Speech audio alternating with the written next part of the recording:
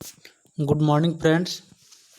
आज हम लोग देखेंगे मोस्ट इम्पॉर्टेंट टॉपिक, सभी एग्ज़ाम में सबसे ज़्यादा क्वेश्चन पूछने वाले टॉपिक बायोलॉजी से देखेंगे। तो आप लोग इस वीडियो के लास्ट तक बने रहिएगा, आपके लिए फ़ायदेमंद होगा, संजीवनी बूटी साबित होगा। जी, आप देख रहे हैं Ranjit classes for science and math channel को। अगर आप इस चैनल पर न्यू व्यूअर हैं तो पहले सब्सक्राइब करें, बेल घंटी को प्रेस करें और उसके बाद शेयर करें। इससे आपको बेल घंटी प्रेस करने के लिए और शेयर सब्सक्राइब करने से आपको ये प्रॉफिट होगा कि जब भी वीडियो अपलोड किया जाएगा आपके पास नोटिफिकेशन चला जाएगा। मैं रंजीत कुमार आप लोग को Ranjit classes for science and math channel में बहुत बहुत स्वागत करते हैं और हमेशा स्वागत करते रहेंगे। चलते हैं क्वेश्चन की तरफ। बताता है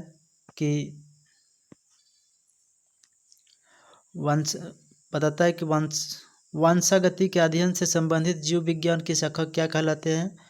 तो ये वंशगति के संबंधित जो जीव विज्ञान की शाखा कहते हैं सो कहते हैं अनुवांशिक कहते हैं। ऑप्शन नंबर सी हो जाएगा। अनुवांशिक के जनक किसे कहा जाता है। तो अनुवांशिकी के जनक कहा जाता है ग्रेगर मेंडल को। किसे कहा जाता है? ग्रेगर मेंडल को। जीन शब्द सर्वप्रथम प्रयोग किसने किया था? तो जीन शब्द जो प्रयोग किया था सर्वप्रथम सो जोहानसन ने किया था। वंशागति की इकाई है, तो वंशागति की इकाई जो है सो आपका जीन है। क्या है? वंशागति इकाई जीन है। तो याद रखिएगा, ये भी आपके लिए बहुत फायदेमंद टॉपिक है। नेक्स्ट देखते हैं, मेंडल ने किस पौधे पर संक्रमण प्रयोग किया था। तो मेंडल ने जो पौधे पर संक्रमण किया था तो गॉर्डन पीपर यानी कि गॉर्डन पे कहा जाए तो ये मटर पे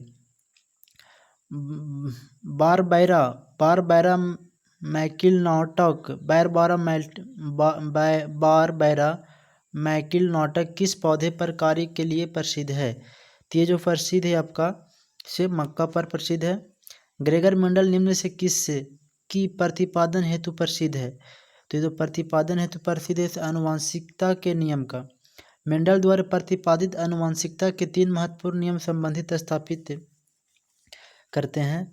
तो ये करते हैं पृथक्करण, स्वतंत्र अभिव्यूहन एवं प्रभावित अप्रभावित का। नेक्स्ट देखते हैं हम लोग, मेंडल ने मटर के पौधे का चयन किया क्यों। मेंडल ने मटर के पौधे का चयन किया क्यों।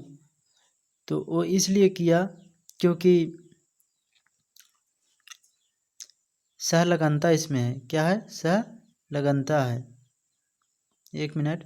इसलिए चयन किया कि इसमें विपरीत लक्षण उपस्थित थे।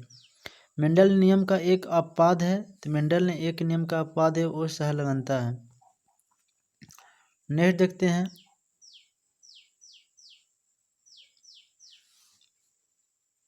मोनोहाइब्रिड अनुपात होता है। तो मोनोहाइब्रिड जो अनुपात होता है सो आपका 1:1 होता है, यानी 1:1। जीन्स बने होते हैं, जीन्स जो बने होते हैं सो आपका डीएनए का बने होते हैं।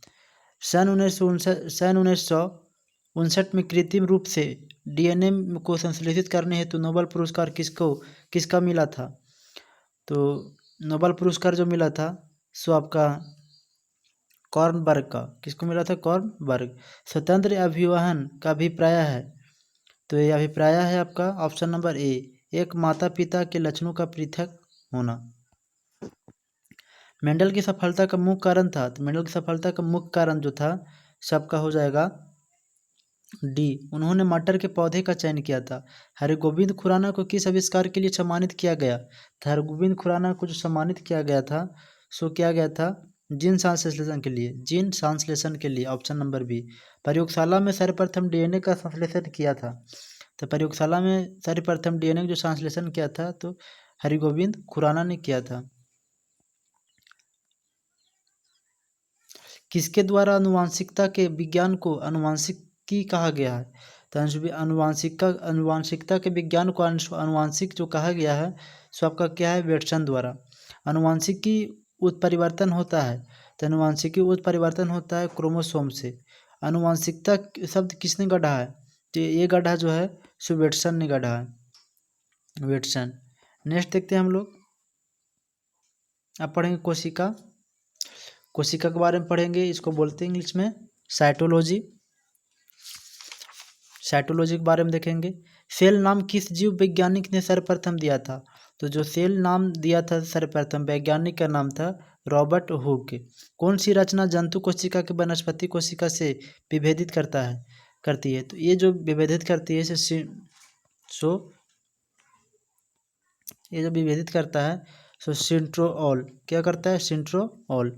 कोशिका में राइबोसोम की अनुपस्थिति में कौन सा कार्य संपादित नहीं होगा, तो ये जो संपादित नहीं होगा ये होगा प्रोटीन ट्रांसलेशन। यदि माइटोकॉन्ड्रिया काम करना बंद कर दे तो कोशिका में कौन सा कार्य नहीं होगा, तो ये जो कार्य नहीं होगा भोजन का ऑक्सीजन नहीं होगा, भोजन का ऑक्सीकरण। नेक्स्ट देखते हैं हम लोग, भोजन का ऑक्सीकरण नहीं होगा।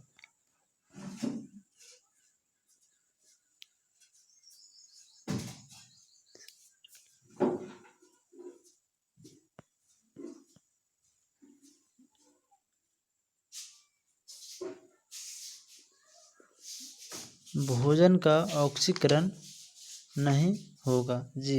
नेक्स्ट देखते हैं सेल नाम किस जीव वैज्ञानिक ने सर्वप्रथम दिया था, रॉबर्ट हुक ने दिया था, इसके बारे में बताए हैं अभी। कोशिका का ऊर्जा गृह किसे कहा जाता है, पावर हाउस। तो कोशिका का ऊर्जा गृह जो कहा जाता है पावर हाउस, वो कहा जाता है आपका ऑप्शन नंबर सी को, माइटोकॉन्ड्रिया का। निम्नलिखित में कौन सबसे बड़ा कोशिकांग है, तो निम्नलिखित कोशिकांग जो है ऑप्शन नंबर हो जाएगा सी, प्लास्टिड। कोशिका में प्रोटीन संश्लेषण कहाँ होता है, तो कोशिका में प्रोटीन संश्लेषण जो होता है राइबोसोम में होता है। पादप कोशिका का सबसे बाहरी आवरण क्या कहलाता है, पादप कोशिका का सबसे बाहरी आवरण कोशिका भित्ति कहलाता है। नेक्स्ट देखते हैं हम लोग, कोशिका को एक निश्चित रूप प्रदान करती है, तो कोशिका को एक निश्चित रूप प्रदान करती है वो आपका है ऑप्शन नंबर बी, कोशिका भित्ति। कोशिका द्रव में उपस्थित महीन सखित झिल्लीदार और अनियमित नालिकाओं का घना जाल कहलाता है, तो जो घना जाल कहलाता है हो जाएगा ऑप्शन नंबर डी, अंत प्रद्रव्य जालिका। प्रोटीन निर्माण का सक्रिय स्थल है, तो प्रोटीन निर्माण का सक्रिय स्थल है हो जाएगा आपका बी, राइबोसोम। कौन सा कोशिकांग केवल पादप कोशिका में पाया जाता है, तो केवल पादप कोशिका में पाया जाता है, तो ये हो उपायुक्त सभी आपका कोशिका भित्ति भी, लवक भी, रिक्तिकाएँ भी सही पाया जाता है। नेक्स्ट देखते हैं, कोशिका श्वसन का सक्रिय स्थल है, तो कोशिका श्वसन का सक्रिय स्थल है सो आपका है ऑप्शन नंबर बी। क्या है, ऑप्शन नंबर बी, माइटोकॉन्ड्रिया। अब अवनिरीक लवक मुख्यतः पाए जाते हैं, अवनिरीक लवक पाए जाते हैं, वो पाए जाते हैं आपका जड़ों की कोशिकाओं में। किसमें पाया जाता है, जड़ों की कोशिकाओं में। फूलों और बीजों का विभिन्न प्रकार का आकर्षक रंग प्रदान करता है, तो जो रंग प्रदान करता है हो जाएगा ऑप्शन नंबर बी, क्रोमोप्लास्ट में। किसमें करता है, क्रोमोप्लास्ट में। पत्तियों को हरा रंग प्रदान करता है, तो पत्तियों का हरा रंग जो प्रदान करता है सो करता है क्लोरोप्लास्ट में। किसमें करता है, क्लोरोप्लास्ट। कोशिका के आत्महत्या का थैली कहलाता है, तो कोशिका को आत्महत्या का थैली कहलाता है लाइसोसोम का। नेक्स्ट देखते हैं हम लोग, लाइसोसोम में पाए जाने वाला वह एंजाइम जिनमें जीव द्रव को घुला देने या नष्ट कर देने की क्षमता होती है वो कहलाती है आपका हाइड्रोलाइटिक एंजाइम। 80% से अधिक सेल कोशिका पाए जाने वाला पदार्थ है, 80% से अधिक कोशिका पदार्थ पाए जाने वाले जल। निम्नलिखित में से किसने यह मूल अवधारणा प्रस्तुत की थी कि सभी जीव कोशिका के बने हुए हैं, Pasteur, Schleiden, Robert Hooke, T Schwann. ये जो किए थे आपका सो स्लाइडेन और टी स्वान ने किए थे। नेक्स्ट देखते हैं हम लोग, किसकी उपस्थिति के कारण किसी पादप कोशिका और पशु कोशिका में अंतर पाया जाता है, पादप कोशिका और पशु कोशिका में अंतर पाया जाता है, तो जो पाया जाता है सो ऑप्शन नंबर बी, कोशिका भित्ति। गोल्जी काय का मुख्य कार्य क्या है, तो गोल्जी काय का मुख्य कार्य जो है सो आपका हो जाएगा स्रावी। गोल्जी काय का मुख्य कार्य है सो स्रावी है। निम्नलिखित में से कौन सा कोशिकांग डीएनए रखता है, तो कोशिकांग जो डीएनए रखता है सेंट्रोल, क्या रखता है? सेंट्रोल। कौन सा कोशिकांग प्रोटीन संश्लेषण में प्रमुख भूमिका निभाता है?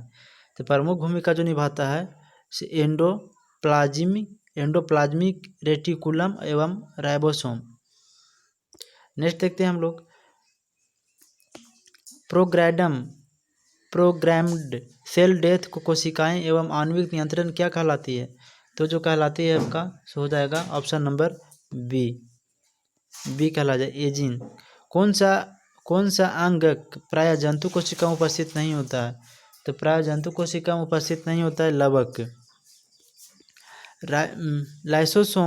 लाइसोसोम कार्य करते हैं, तो लाइसोसोम जो कार्य करते हैं सो हो जाएगा ऑप्शन नंबर सी अंतःकोशिकीय पाचन में। कोशिका भित्ति होती है परगाम्य में। माइटोकॉन्ड्रिया का भीतरी वलन कहलाता है, माइटोकॉन्ड्रिया का जो भीतरी वलन कहलाता है सो आपका है क्रिस्टी। क्या कहलाता है? क्रिस्टी। माइटोकॉन्ड्रिया किस में अनुपस्थित होता है? तो माइटोकॉन्ड्रिया जो अनुपस्थित होता है सो आपका माइटोकॉन्ड्रिया जो अनुपस्थित होता है सो आपका हो जाएगा कितना हो जाएगा? ऑप्शन नंबर सी जीवाणु में हो जाएगा। माइटोकॉन्ड्रिया किस में अनुपस्थित होता है? तो ये होता है जीवाणु में।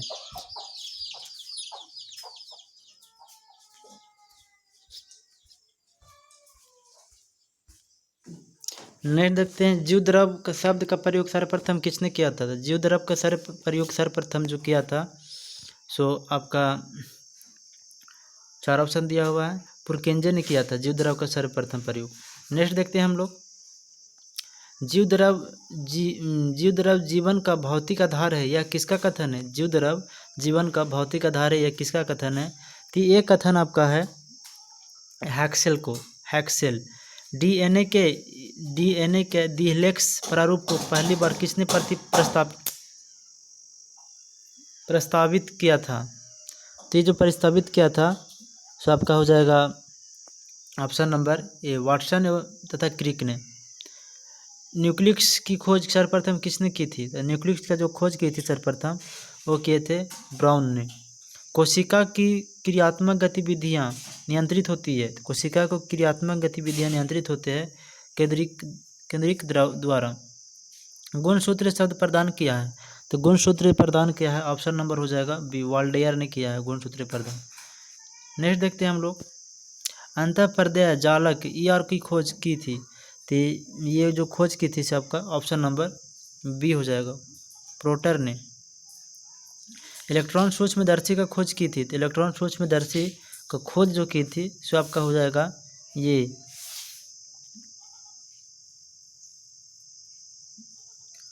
ऑप्शन नंबर ए नॉल तथा रास्का ने। वास्तविक केंद्रक किसमें अनुपस्थिति होता है? तो वास्तविक केंद्रक किसमें अनुपस्थिति होता है? तो होता है जीवाणु में। किसमें होता है? जीवाणु में।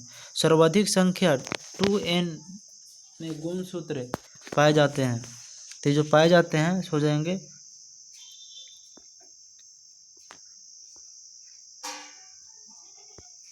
पाए जाते हैं ओफिलियोगोलोसम में।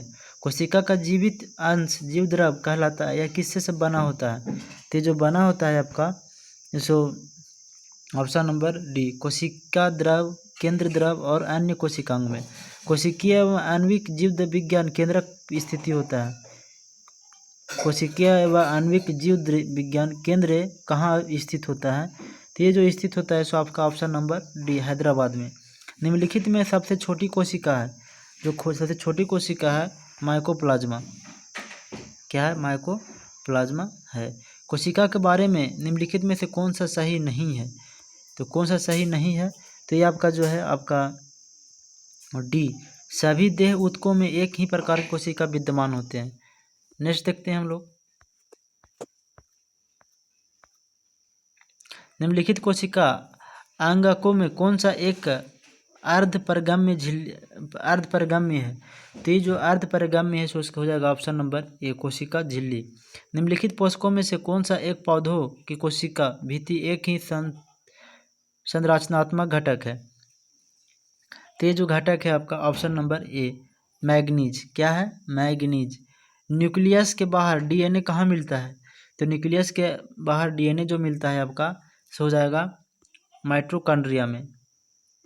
माइटोकॉन्ड्रिया में कोशिका काल वर्णात्मक प्रगम्य होती है, क्योंकि ये जो होती है सो यह कुछ अणुओं के अंदर या बाहर की ओर संचालन को कोशिका होने देती है, जबकि अन्य कुछ अणुओं के संचालन को रोक दिया जाता है। नेक्स्ट देखते हैं, अब देखेंगे हम लोग पारिस्थितिकी तंत्र। क्या देखेंगे? पारिस्थितिकी तंत्र।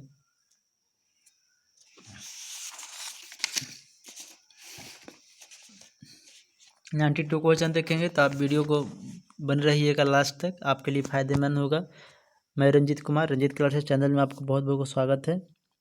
और अगर आप न्यू व्यूअर है तो पहले सब्सक्राइब कीजिए, बेल घंटी को प्रेस कीजिए, इससे आपका प्रॉफिट होगा कि जब भी वीडियो अपलोड किया जाएगा आपके पास नोटिफिकेशन चला जाएगा।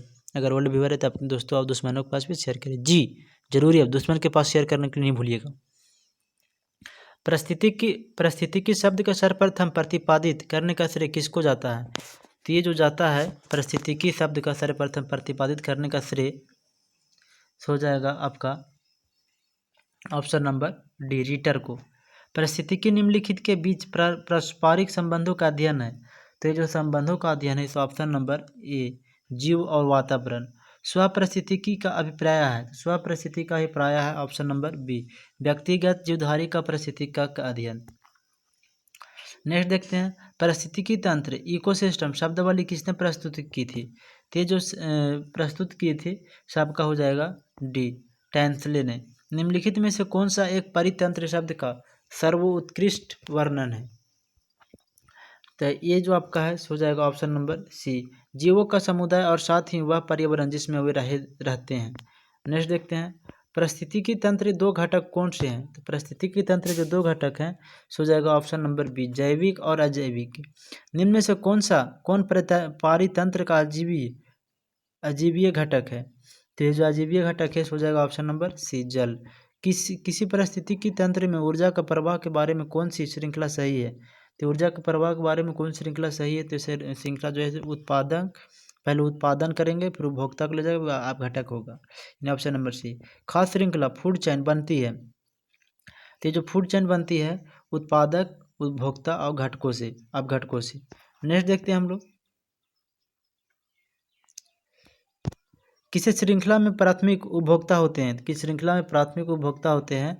ऑप्शन नंबर बी, शाकाहारी में। किस में होते हैं? शाकाहारी में होते हैं। किसी पारितंत्र में उत्पादकों का कार्य होता है, तो उत्पादकों का कार्य होता है ऑप्शन नंबर बी, सौर ऊर्जा को पकड़ना एवं इसे रासायनिक ऊर्जा में बदलना। नेक्स्ट देखते हैं हम लोग, परितंत्र में ऊर्जा का प्राथमिक या मुख्य स्रोत होता है, तो परितंत्र में ऊर्जा का प्राथमिक या मुख्य स्रोत होता है, ये होता है आपका ऑप्शन नंबर ए, सूर्य का प्रकाश। क्या होता है? सूर्य का प्रकाश। किसी परितंत्र में सबसे बड़ी संख्या होती है, तो किसी परितंत्र में सबसे बड़ी संख्या होती है ऑप्शन नंबर ए, प्राथमिक उत्पादकों की। वायु एवं जल की क्रिया द्वारा भूमि का हटाव कहलाता है। वो जो कहलाता है सो हो सकता है, जो कहलाता है सो अपवर्तन कहलाता है। अब मृदा अपवर्तन रोका जा सकता है, वनों को उगाने दो, वनों के उगने से। बाढ़ को रोका जा सकता है, तो बाढ़ को जो रोका जा सकता है नदियों पर बांध बनाकर वृक्षरोपण करके। मुख्यतः मैंग्रोव वाले ज्वारीय वन कहाँ पाए जाते हैं? तो ये जो पाए जाते हैं आपका so option number C, Sundarban delta में पाए जाते हैं। किस में पाए जाते हैं? सुंदरबन डेल्टा में पाए जाते हैं। मैंग्रोव वनस्पति का मुख्य घटक क्या है? तो मैंग्रोव वनस्पति का जो मुख्य घटक है सो आपका हो जाएगा option number A, Rhizophora. Next देखते हैं, समुद्र किनारे की वनस्पति कहलाती है, समुद्र किनारे की वनस्पति जो कहलाती है सो कहलाती है आपका ऑप्शन नंबर ए, लवणोद्भिद वनस्पति। न्यूनीकृत पत्तियों और धसे हुए रंध्र किसके प्रमुख लक्षण है? तो ये जो प्रमुख लक्षण है सो आपको है ऑप्शन नंबर डी, शुष्को शुष्कोद्भिद। मरुद्भिदों में लंबा मूल तंत्र होता है, क्योंकि मरुद्भिदों में मूल तंत्र होता है। Option number B. गहरे जलस्तरों से जल अवशोषित करने जड़ें गहराई में चली जाती है। नेक्स्ट देखते हैं हम लोग।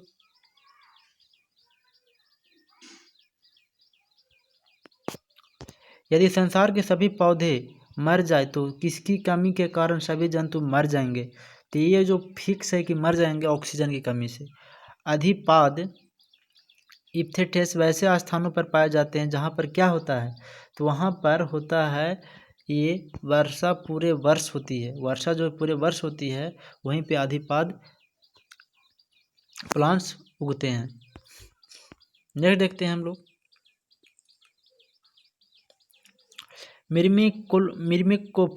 मिर्मिकोफिली एक लाभदायक संयोजन होता है कुछ पुष्पीय पादप का। ये जो होता है कुछ पुष्पीय पादप के बारे में चर्चा कर रहे हैं। सो होते हैं चींटियों के बीच। मिर्मिकोफिली संसार की सबसे बड़ा पारितंत्र है। तो संसार की सबसे बड़ी पारितंत्र है, सो आपका हो जाएगा सागर। मृदा अपरदन रोका जा सकता है। तो मृदा अपरदन जो रोका जा सकता है इसे वन रोपण द्वारा। नेक्स्ट देखते हैं। जब हम बकरी का मांस खाते हैं तब हम जो है सो बकरी का मांस खाते हैं तो हम क्या हैं, तो वो द्वितीय उपभोक्ता हैं। सौर ऊर्जा किससे प्राप्त होती है? तो सौर ऊर्जा जो प्राप्त होती है सो सूर्य से होती है। किससे होती है? सूर्य से। खाद्य श्रृंखला से अभिप्राय है इनमें से किसके द्वारा ऊर्जा अवतरण होता है? एक जीव से दूसरे के द्वारा होते हैं। हाइड्रोफाइट कहते हैं किसको है? तो हाइड्रोफाइट जो कहते हैं सो कहते हैं एक जलीय पौधे को। निम्नलिखित में से कौन सा पौधा मरुद्भिद है? तो मरुद्भिद जो पौधा है सबका हो जाएगा ऑप्शन नंबर सी, करील। मरुद्भिद पौधा है। नेक्स्ट देखते हैं। पर्यावरण का अजैव अवयव का उदाहरण है। पर्यावरण का अजैव अवयव का उदाहरण है, ये आपका उदाहरण है, हो जाएगा क्या हो जाएगा, तो ये हो जाएगा ऑप्शन नंबर आपका सी, वायु। क्या हो जाएगा? वायु। हाइड्रोपोनिक्स संबंधित है किससे? तो हाइड्रोपोनिक्स संबंधित है मिट्टी के बिना पौधे के वृद्धि से संबंधित है। नहीं देते हैं। सौर ऊर्जा का सबसे बड़ा यौगिकीकरण कौन है? तो सौर ऊर्जा का सबसे बड़ा यौगिकीकरण कौन है? तो ऑप्शन नंबर डी हो जाएगा। क्या? हरे पौधे। क्या होते हैं? हरे पौधे। पारिस्थितिकी संतुलन बनाए रखने के लिए भारत में वन क्षेत्र कितने अनुपात में होना चाहिए? तो ये जो होना चाहिए हो जाएगा ऑप्शन नंबर सी, 33.3%। मैंग्रोव की खेती के लिए निम्न में से कौन सा क्षेत्र प्रसिद्ध है? तो मैंग्रोव खेती के लिए निम्न में से कौन सा प्रसिद्ध है? तो ऑप्शन नंबर हो जाएगा सी, दक्षिणी 24 परगना का सजने खाली जंगल। एपीफाइट्स बहुत अधिक विकसित होती ऐसी पौधे होते हैं जो अन्य पौधे पर निर्भर करते हैं। तो ये जो है आपका है सो हो जाएगा, एपीफाइट्स के बारे में बोल रहा है। तो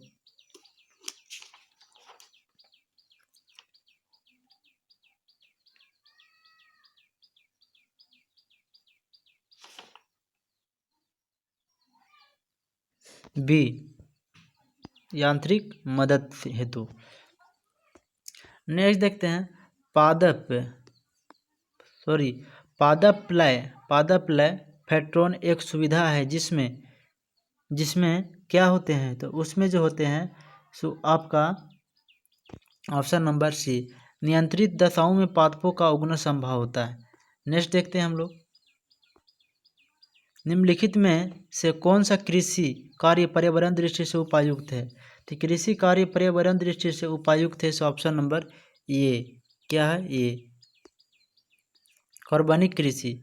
अधिकांश मरुस्थलीय पादप रात्रि के समय ही पुष्पित होते हैं, क्योंकि ये जो पुष्पित होते हैं सो ऑप्शन नंबर डी, मरुस्थलीय कीट रात्रि के समय सक्रिय रहते हैं। रेगिस्तान में पैदा होने वाले पौधे कहलाते हैं। रेगिस्तान में पैदा होने वाले जो पौधे कहलाते हैं वो कहलाते हैं ऑप्शन सी जीरोफाइट्स। पारिस्थितिकी नेक की संकल्पना को प्रतिपादित किया था, तो ये जो प्रतिपादित किया था हो जाएगा उसका ऑप्शन नंबर बी ग्रीनेलस ने। निम्नलिखित में से कौन सा सबसे अधिक स्थिर परितंत्र पारिस्थितिकी तंत्र है, तो स्थिर पारिस्थितिकी तंत्र है ऑप्शन नंबर ए महासागर। मनुष्य किसके द्वारा जीवमंडल में पारिस्थितिकी संतुलन बनाए रख सकता है, तो ये जो मनुष्य रख सकता है सो ऑप्शन नंबर बी संबंधित पौधे की नई किस्में और पालतू पशुओं के नई नस्ल विकसित करना, इससे रख सकता है। आगे देखते हैं हम लोग सामाजिक वानिकी। सामाजिक वानिकी क्या होता है? सामाजिक वानिकी जो होता है सो किसके द्वारा होता है सामाजिक वानिकी, तो ऑप्शन नंबर डी सहकारी स्वामित्व वाली भूमि पर उपयोग पौधे को उगना और उनकी व्यवस्था करना। पृथ्वी शिखर सम्मेलन हुआ था, पृथ्वी शिखर सम्मेलन जो हुआ था सो आपका पृथ्वी शिखर सम्मेलन हुआ था option number D Rio de Janeiro में। किसमें? रियो डी जेनेरियो में। राष्ट्रीय वनस्पति उद्यान कहाँ पर स्थित है, तो ये जो स्थित है so option number C Lucknow में। किसमें? लखनऊ में स्थित है।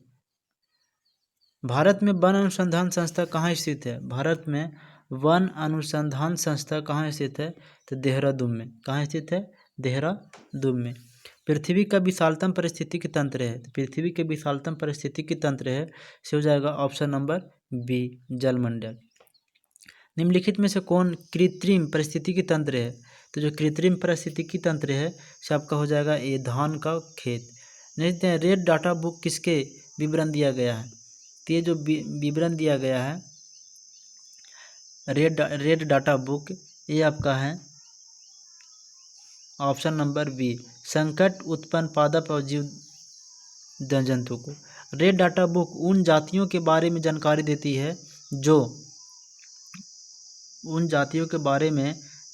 देती है जो संकट उत्पन्न है। इनमें से कौन सा जैव विविधता के लिए खतरा है, तो इसमें जैव विविधता के लिए खतरा है सो ऑप्शन नंबर सी प्राकृतिक आवासों और वनस्पतियों का विनाश तथा झूम की खेती। नेक्स्ट देखते हैं भारत में पारिस्थितिकी असंतुलन का कौन सा एक प्रमुख कारण है, तो पारिस्थितिकी असंतुलन का प्रमुख कारण है ऑप्शन नंबर ए वनोन्मूलन। ताल पारिस्थितिकी तंत्र की स्थिरता निर्भर करती है, जो निर्भर करती है ऑप्शन नंबर डी उत्पादकों और उपभोक्ताओं में। प्रकृति के संतुलन को तय करने वाला मुख्य कारक है, तो जो मुख्य कारक है आपका सो हो जाएगा आपका ऑप्शन नंबर ए मानव गतिविधियाँ। निम्नलिखित में से किसे वैश्विक विरासत का वन मनाया जाता है, तो वैश्विक विरासत को वन मनाया जाता है सो हो जाएगा ऑप्शन नंबर आपका सी पश्चिम बंगाल में सुंदरबन। वन वर्णक जो वनस्पति को पराबैंगनी किरणों के दुष्प्रभाव से बचाता है कौन सा है, तो पराबैंगनी किरणों के दुष्प्रभाव से जो बचाता है सो हो जाएगा फाइकोसाइनिन। सर्वाधिक जैव विविधता कहाँ पाई जाती है, तो सर्वाधिक जैव विविधता जो पाई जाती है सो ऑप्शन नंबर ए उष्णकटिबंधीय वर्षा वन में। किसमें पाई जाती है? उष्णकटिबंधीय वर्षा वन में पाई जाती है। नेक्स्ट काजीरंगा किस लिए जाना जाता है, काजीरंगा किस लिए जाना जाता है, तो ऑप्शन नंबर ए गैंडा के लिए। काजीरंगा किस लिए जाना जाता है, तो गैंडा के लिए। पारिस्थितिकी तंत्र में तत्वों के चक्रण को क्या कहते हैं, तत्वों के जो चक्रण के लिए कहते हैं पारिस्थितिकी तंत्र में तत्वों को चक्रण के लिए कहते हैं वो है आपका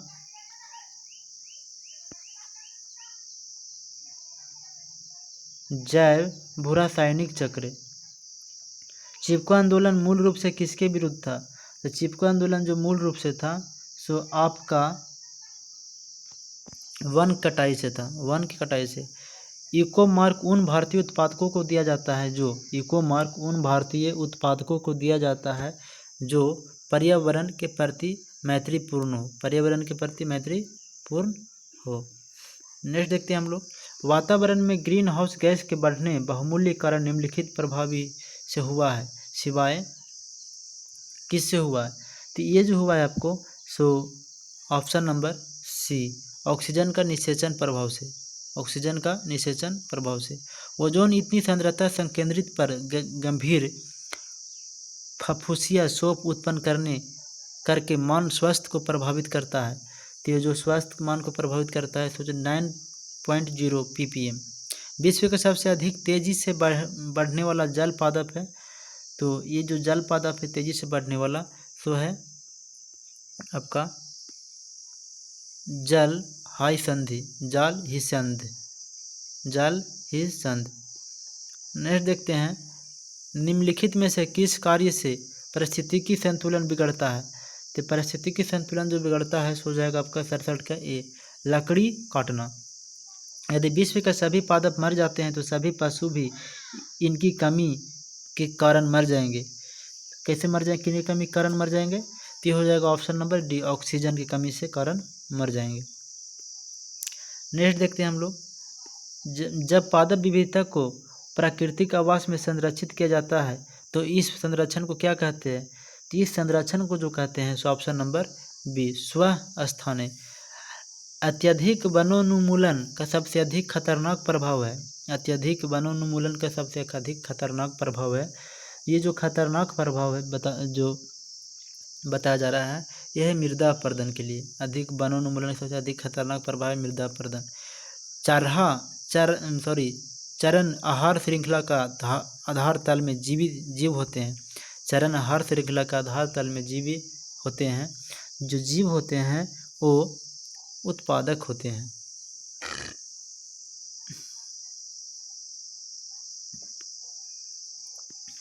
पर्यावरणीय आयोजन के साथ मूलतः संबंधित संगठन है। तो ऑप्शन नंबर बी, NEERI, निरी।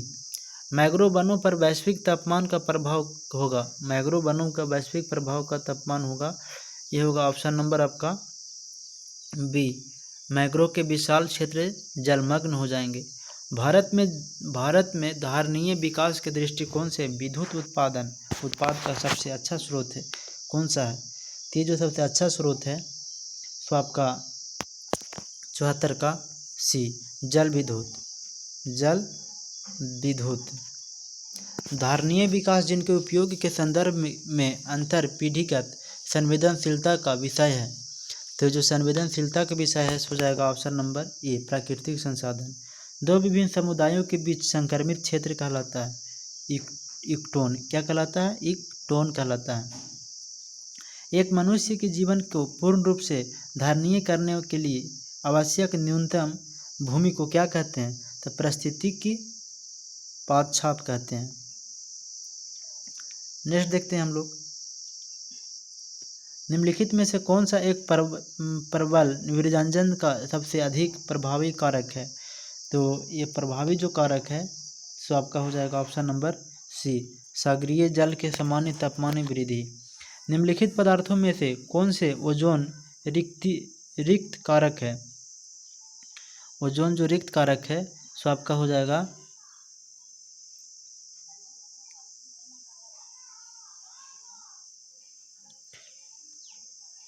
D, chlorofluorocarbon, हैलांस carbon ट्राइकोक्लोराइड। नेक्स्ट देखते हैं हम लोग, भारत के निम्नलिखित क्षेत्रों में से कौन से जैव विविधता की दृष्टि से उत्तेजनशील माने जाते हैं। तो जैव विविधता की दृष्टि से उत्तेजनशील माना जाता है पूर्वी घाट, यानी कि पूर्वी घाट माना जाते हैं। यानी कहा जाता है 1 और 3, पूर्वी हिमालय और पश्चिमी घाट, पूर्वी हिमालय और पश्चिमी घाट माने जाते हैं। नेक्स्ट देखते हैं हम लोग, पारिस्थितिक निकाय के रूप में आर्द्र भूमि निम्नलिखित में से किस हेतु उपयोगी है। तो ये जो उपयोगी है से आपका ऑप्शन नंबर डी हो जाएगा। इनमें सभी तलछट रोग का नदियों का गद्दीकरण कम करने हेतु, पौधों द्वारा अवशोषण के माध्यम से भारी धातुओं को अवमुक्त करने हेतु, पोषक पुनर्प्रवर्तित का चक्रण हेतु। निम्नलिखित में से कौन सा सही सुमेलित नहीं है। तो ये सही सुमेलित नहीं है सो ऑप्शन नंबर सी, भारतीय वन प्रबंधन संस्था कोलकाता। बाकी ये सब सही आपका है। हिमालय पर्यावरण विकास गोविंद बल्लभ पंत अल्मोड़ा में है। भारतीय वन प्राणी संस्थान देहरादून में है। परिस्थिति विज्ञान केंद्र बेंगलुरु में है। निम्नलिखित में से किस देश में विश्व के तापमानों पर आंकड़े इकट्ठा करने के लिए वैश्विक वायुमंडल चौकसी स्टेशन स्थापित नहीं किया गया है? तो चौकसी स्टेशन स्थापित नहीं किया गया है। सो आपका है ऑप्शन नंबर डी, भारत में। कहाँ नहीं किया गया है? तो भारत में। निम्नलिखित में से कौन सा कथन सही है? तो ये जो आपका सही है 84 का, सो आपका है ये, जैवमंडलीय परिस्थितिकी तंत्र में ऊर्जा का प्रभाव एकदिशीय होता है। नेक्स्ट देखते हैं, निम्नलिखित में से कौन सी हरितगृह गैस नहीं है? तो हरितगृह गैस नहीं है नाइट्रोजन। निम्नलिखित में से कौन पारिस्थितिकी तंत्र के विषय में सही नहीं है? पारिस्थितिकी तंत्र के विषय में सही नहीं है, तो ऑप्शन नंबर सी, यह एक बंद तंत्र होता है। खाद्य श्रृंखला फूड चेन में मानव है। खाद्य श्रृंखला फूड चेन में मानव है।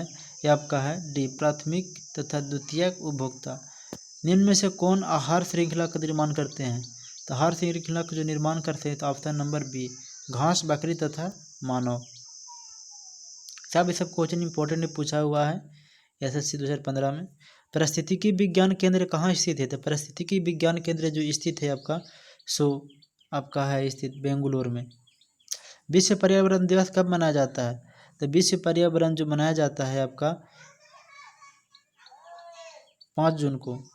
प्रथम विश्व पर्यावरण दिवस किस वर्ष मनाया गया था? प्रथम पर्यावरण दिवस मनाया गया था, वो मनाया गया था आपका 1973 में। नेक्स्ट देखते हैं हम लोग, घटती उत्पादनशीलता के क्रम में पारिस्थितिकी तंत्र में निम्नलिखित में से कौन सा क्रम सही है? तो ये जो क्रम है सबका हो जाएगा ऑप्शन नंबर सी, मैंग्रोव, घास मैदान, झील, सागर इत्यादि। नेक्स्ट देखते हैं हम लोग, अब हम लोग आएंगे प्रदूषण में। किस में आएंगे? प्रदूषण में। प्रदूषण में देखेंगे आपको, इसमें 53 क्वेश्चन होगा। वायु प्रदूषक को विश्वसनीय संकेतक है। वायु प्रदूषक को विश्वसनीय संकेतक है, ये हो जाएगा ऑप्शन नंबर सी, लाइकेन्स तथा मॉन्स। क्या होता है? लाइकेन्स तथा मॉन्स। मोटर कार से उत्पन्न प्रदूषक जो मानसिक रोग पैदा होता है, वो मानसिक रोग पैदा जो होता है सो होता है SO2। कार्बन मोनोऑक्साइड के एक प्रदूषक है, क्योंकि यह कार्बन मोनोऑक्साइड का एक प्रदूषक है। यह ऑप्शन नंबर डी, हेमोग्लोबिन से संयोग करती है। किससे संयोग करती है? हेमोग्लोबिन से संयोग करती है। नेक्स्ट देखते हैं क्वेश्चन नंबर 4, मुख्य वायु प्रदूषक होता है। मुख्य रूप से जो वायु प्रदूषक होता है सो है ऑप्शन नंबर ए, CO। क्या है? CO। नेक्स्ट क्वेश्चन देखते हैं हम, मुंबई और कोलकाता जैसे शहरों में प्रमुख वायु प्रदूषक हैं, तो वहाँ जो वायु प्रदूषक है हो जाएगा CO एवं SO2। निम्नलिखित में से कौन सा वायुमंडलीय प्रदूषक नहीं होता है? तो वायुमंडलीय प्रदूषक नहीं होता है कार्बन डाइऑक्साइड। नेक्स्ट देखते हैं हम लोग, हरितगृह गैस ग्रीन हाउस गैस कहलाती है।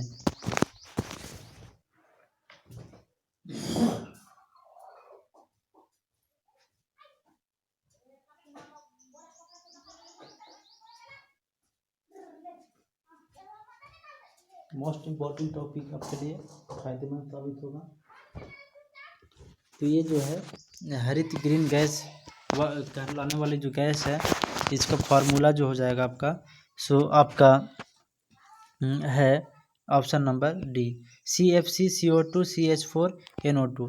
कौन सी गैस पृथ्वी पर हरित गृह प्रभाव से सर्वाधिक योगदान करती है? कौन सी गैस पृथ्वी पर हरित गृह प्रभाव में सर्वाधिक योगदान कराती है? तो ये जो आपका है so option number C, carbon dioxide. Metropolitan नगरों में प्रदूषण का प्रमुख स्रोत है। मेट्रोपॉलिटन प्रदूषण का प्रमुख स्रोत है, ये हो जाएगा आपका 9 का बी, स्वतः चालित वाहन। क्या होता है? स्वतः चालित वाहन। निम्नलिखित में से कौन सा गैस हेमोग्लोबिन से संयोग कर रक्त में एक विषैला पदार्थ बनाती है? तो ये जो विषैला पदार्थ बनाती है CO। निम्नलिखित में से कौन सा जैव निम्नीकरण है? जैव निम्नीकरण है तो ये आपका है रबर। निम्न प्रदूषकों में कौन जैव विघटित है? तो जैव जो विघटित है आपका, तो आपका वहित मल्य है। क्या है? किसका है? वहित मल्य। नेक्स्ट देखते हैं हम लोग,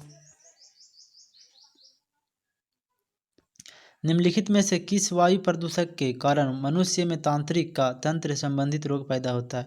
तंत्रिका तंत्र संबंधित रोग पैदा होता है ऑप्शन नंबर ए शीशा में। निम्नलिखित में से कौन सा वायु प्रदूषक मनुष्य में रक्तदाब ब्लड प्रेशर को बढ़ा देता है तथा हृदय संबंधी रोग पैदा करता है? तो ये जो पैदा करता है ऑप्शन नंबर सी कैंडियम। लोहे की खानों में काम करने वाले मजदूरों के में लौह सहकीयता रोग होने का कारण है। सहकीयता रोग होने का कारण है, तो ये जो ऑप्शन नंबर हो जाएगा डी सिलिका। वायुमंडल में कार्बन डाइऑक्साइड का निर्माण मुख्यतः हुआ है।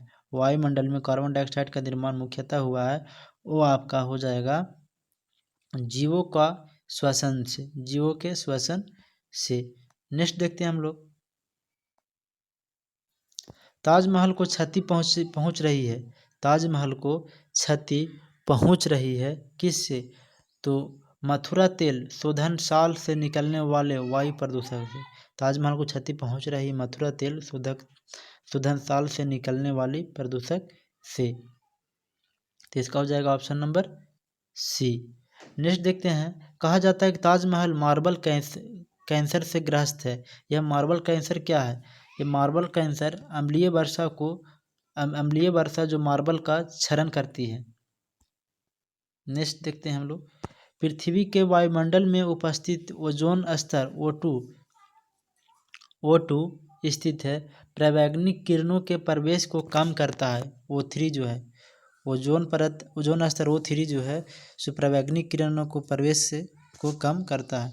मिनीमाता महामारी जिसके कारण 1965 में जापान में अनेक लोग मारे गए थे, पानी में इसका प्रदूषण के कारण हुई। तो पानी में प्रदूषण के कारण हुई इसका,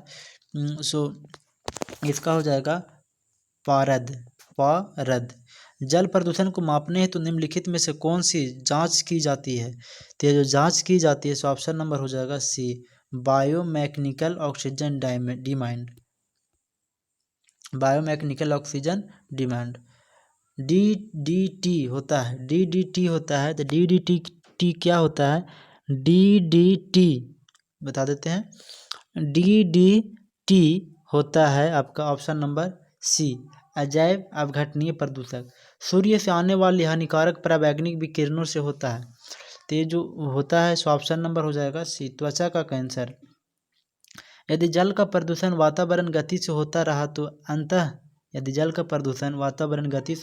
तो अंततः क्या होगा? तो ये हो जाएगा आपका 24 का सी जल पादपों के लिए ऑक्सीजन के अणु अप्राय हो जाएंगे। नेक्स्ट देखते हैं, नदियों में जल प्रदूषण को माप की जाती है। नदियों में जल प्रदूषण को माप की जाती है, ये हो जाएगा O2 की घुली हुई मात्रा में। O2 की घुली हुई मात्रा में। निम्नलिखित में से कौन सी गैस वायु को प्रदूषित नहीं करती है? तो CO2। प्रकाश संश्लेषण स्वामांग इस आम क्रिया का परिणाम है। तो आम क्रिया का जो परिणाम है तो सूर्य के प्रकाश की उपस्थिति में NO2O3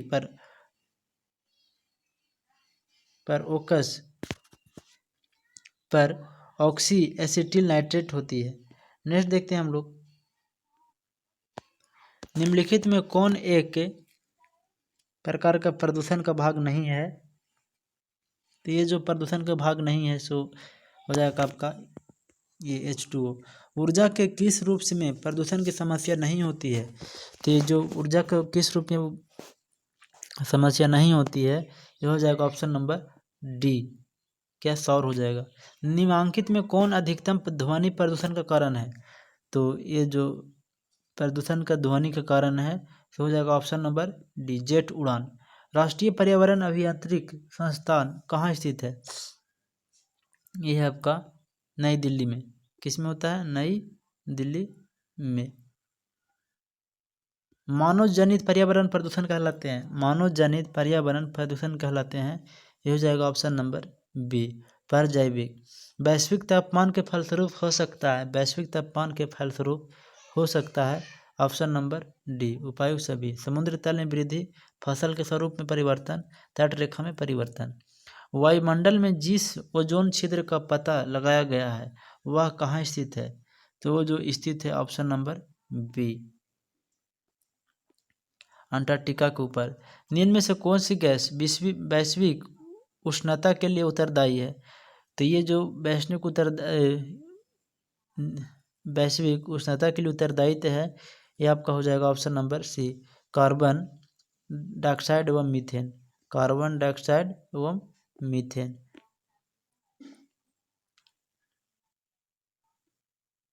वायुमंडल में उपस्थिति ओजोन परत अवशोषित करती है, वायुमंडल में उपस्थिति ओजोन परत अवशोषित करती है, ते जो अवशोषित करती है ऑप्शन नंबर सी अल्ट्रावायलेट किरणों को। तेजाब वर्षा पर्यावरण निम्न में प्रदूषण से होती है निम्न प्रदूषण से होती है, तो ये होती है आपका option number D nitrate oxide एवं carbon dioxide.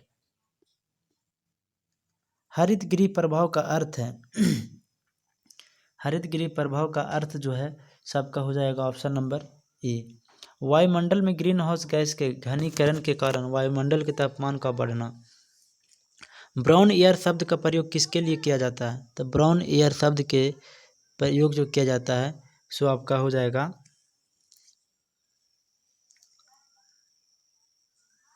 Option number B प्रकाशीय धुआं के लिए। किसके लिए, प्रकाशीय धुआं के लिए। निम्नलिखित में से कौन सा जैव निम्नीकरण है, जैव निम्नीकरण है, निम्नलिखित में से कौन सा जैव निम्नीकरण है, ये है आपका कागज। पराध्वनिक जेट प्रदूषण पैदा करता है पतला करके, तो ये जो पैदा करता है हो जाएगा ऑप्शन नंबर ए O3 परत को। फ्लाई एश वातावरणीय प्रदूषक है जो इसके द्वारा उत्पन्न होता है, तो ये इसके द्वारा उत्पन्न होता है, सो ऑप्शन नंबर ए है थर्मल पावर प्लांट। किसका है, थर्मल पावर प्लांट। निम्नलिखित में से कौन सा जैव निम्नीकरण प्रदूषक है, तो जैव निम्नीकरण प्रदूषक है ऑप्शन नंबर ए वहित मल। क्या है, वहित मल। पेरोक्सी एस्टिल नाइट्रेट क्या है, पेरोक्सी एस्टिल नाइट्रेट जो है आपका सी हो जाएगा आपका 44 का सी गौण प्रदूषक। सबसे खराब वायु प्रदूषण उत्पन्न करने वाले पदार्थ है, तो ये जो उत्पन्न करने वाले पदार्थ है ये है option number C carbon dioxide. इसके द्वारा जल के प्रदूषक को साफ करने में बायोफिल्टर के रूप में पाई ग्लोबास प्रयुक्त किया जाता है, तो जो प्रयुक्त किया जाता है ऑप्शन नंबर डी कैंडियम। नेक्स्ट देखते हैं हम लोग, वायु प्रदूषण के फलस्वरूप लोगों का फुसफुस कैंसर से अधिक मरने वाला रोग है, तो ये जो मरने वाला अधिक फुसफुस कैंसर से है ये हो जाएगा इसका ऑप्शन नंबर डी वात स्फीति। उर्वरक अत्यधिक प्रयोग से होता है, उर्वरक अत्यधिक प्रयोग से होता है, उर्वरक अत्यधिक प्रयोग से होता है, तो मृदा प्रदूषण, जल प्रदूषण, वायु प्रदूषण, उपायुक्त सभी। नेक्स्ट देखते हैं हम लोग, पर्यावरण संरक्षण के लिए कौन सी अंतर्राष्ट्रीय एजेंसी कार्य कर रही है, तो ये जो कार्य कर रही है पर्यावरण संरक्षण के लिए सो आपका है एजेंसी सी ग्रीन पीस। भूमिगत जल को प्रदूषित करने वाला अजैविक प्रदूषक है, अजैविक प्रदूषक जो है अजैविक प्रदूषक के बारे में पूछ रहा है। ओके, तो आपको बताना है अजैविक प्रदूषक के बारे में। अजैविक प्रदूषक आपका हो जाएगा सी आर्सेनिक। नेक्स्ट देखते हैं हम लोग, सुमिलित करने बोल रहा है एकामन का, तो इसका हो जाएगा ऑप्शन नंबर बी। नेक्स्ट देखते हैं, भूमिगत जल के प्रभाव के साथ नीचे की ओर बहने वाले प्रदूषक को क्या कहते हैं, तो ये जो कहते हैं हो जाएगा ऑप्शन नंबर ए निक्षालक। भारत के कुछ भागों में पेयजल में निम्नलिखित में से कौन से प्रदूषक पाए जाते हैं, तो ये जो पाए जाते हैं सो है आपका ए आर्सेनिक और fluoride. Okay, that's all, thank you. अगर आप इस चैनल पे न्यू सब्सक्राइबर तो पहले सब्सक्राइब करें, और ओल्ड सब्सक्राइबर तो अपने दोस्तों के पास शेयर करें, दोस्त नहीं दुश्मनों के पास करें। That's all, thank you.